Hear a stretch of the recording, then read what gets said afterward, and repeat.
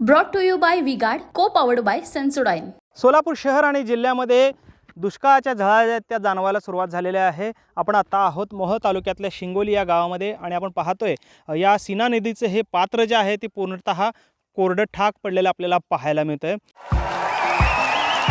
देखिए उनका काम है अफवाह से गर्मी बढ़ाना और हमारा काम है माहौल को ठंडा रखना।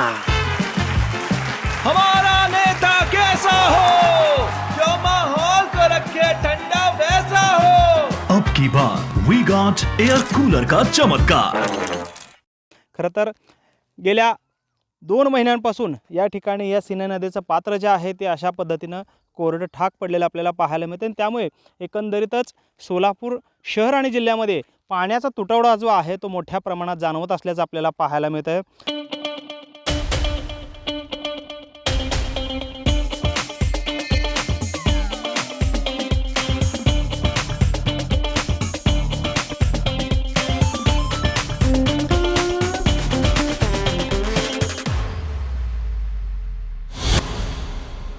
खरं तर सोलापूर जिल्ह्यातील जवळपास 137 गावं जे आहेत ते तहानलेले असल्याचं आपल्याला पाहायला मिळतं आहे। या सोलापूर जिल्ह्यामध्ये जवळपास 167 टँकरच्या माध्यमातून पाणी पुरवठा जो आहे तो गावागावांमध्ये केलेला पाहायला मिळतो आहे। खरं तर यंदाच्या वर्षी उन्हाने देखील मोठा तडाखा जो आहे तो सोलापूर जिल्ह्यामध्ये दिलेला पाहायला मिळाला।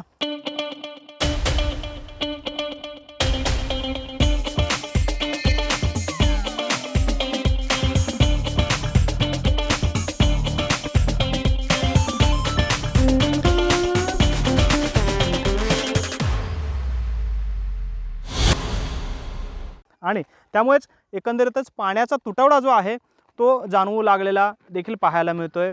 खरं तर चारा असेल, जनावरांसाठी खाण्यासाठीचं खाद्य आहे त्याचा देखील तुटवडा जो आहे तो मोठ्या प्रमाणात या ठिकाणी पाहायला मिळतोय। त्यामुळे एकंदरीतच प्रशासनाकडून जे आहे ती दुष्काळ निवारणाची मोठी पावलं जी आहेत ते उचलली जात असल्याचं पाहायला मिळतं आहे आणि गावोगावी टँकर जे आहे त्या टँकरद्वारे पाणी पुरवठा जो आहे तो केला जात असल्याचं पाहायला मिळतं आहे। खरं तर सोलापूर जिल्ह्यातील 923 वाड्या वस्त्यांवरती जे आहे ते पाणी पुरवठा जो आहे तो केला जातो आहे आणि जवळपास 3,76,000 गावकरी जे आहेत ते पाण्यापासून या वंचित असल्याचं पाहायला मिळालं होतं आणि त्यासाठीच या ठिकाणी सोलापूर प्रशासनाकडून पूर्णतः टँकरद्वारे जो आहे ते पाणी पुरवठा केला जातो आहे।